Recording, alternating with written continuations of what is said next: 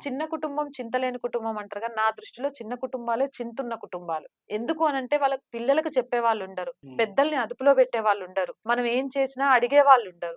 ఒకవేళ wife and husband జాబ్‌కెళ్తే చూసుకునే వాళ్ళుండరు. ఒక కేర్ టేకర్‌కి మనం డబ్బులిచ్చి పెట్టుకోగలిగినప్పుడు మన అమ్మా నాన్నే తీసుకొచ్చి పెట్టుకోగలిగితే అసలు కంటే వడ్డీ ముద్దు అని జెప్తారు. అందుకని మనవరు, మనవరాలు అంటే దగ్గరుండి నేర్పిస్తారు. మంచి హ్మ్. చెడులు జెప్తారు. మీతో పంచుకోలేనివి గూడా పిల్లలు వాళ్ళతో పంచుకుంటూ ఉంటారు. సో, వాళ్ళకి కూడా కొంత మానసిక తృప్తుంటది. ఓల్డ్ ఏజ్ హోమ్‌లనేవి ఈ దేశంలో ఉండగూడదు అనేది నా కోరికండి. ఫస్ట్ కోరిక. అవును.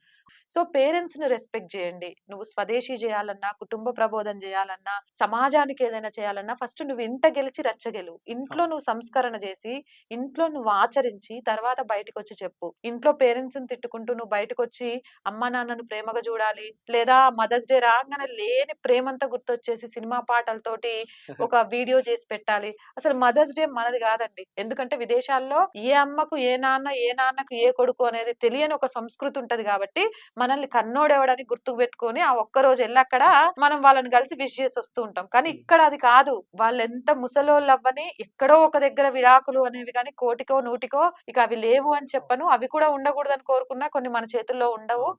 కానీ వాళ్ళు తాతమ్మ, ముత్తాతలయ్యేదాకా గూడా ఉంటారు. 75, 80 సంవత్సరాలు బ్రతికి భార్యాభర్తలుగా కష్ట సుఖాలు పాలు పంచుకునేవాళ్ళు. వాళ్ళకొక అవును. రోజు ఇవ్వడమేనండి. రోజు ఇవ్వాలి నా దృష్టిలో. ఇలాంటి సంస్కృతిని వదిలేసి మన పాత కాలంలోకి మనం వెళ్దాం. రోజు కాసేపైనా టీవీలుండని, ఏముండని అన్ని బంద్ జేసి కాస్త ఫ్యామిలీ టైమ్ స్పెండ్ జేయడం, కూర్చొని హ్మ్. మాట్లాడటం, మొబైల్‌లని పక్కన పెడదాం. ఈవెన్ నాతో అయినా, మా ఇంట్లో అయినా వెళ్ళాము అంటే నేను రేపు ఏ కంటెంట్ జేయాలనే ఒక ఫోన్‌లో, మా హస్బెండ్ నాతో పాటు తిరిగి, తిరిగి సాయంత్రం అవ్వంగానే ఆఫీస్ టైమ్ అయిపోయిందని ఆయన ఒక ల్యాప్‌టాప్‌లో, మా మామయ్య నేషనల్ న్యూస్ జూడాలని ఒక టీవీలో, మేమేం జేస్తున్నామో అర్థం గాక మా అత్తయ్య గేమ్ ఆడుకుంటూ ఒక మొబైల్‌లో, పిల్లలు వాళ్ళ పనుల్లో ఇలా ఉండిపోతూ ఉంటారు. అవును. నేను చాలా సార్లు చెప్తూ ఉంటాను.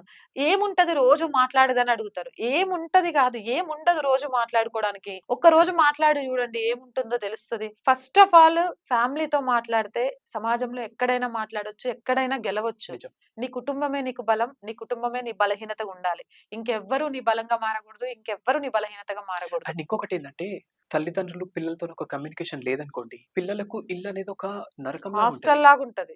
వాడికి ఆ ఫ్రీడమ్ ఉండక అంటే ఆ ఫ్రెండ్లీ నేచర్ అనేది మెయింటైన్ చేయాలి అవును. లైక్ తల్లిదండ్రులు.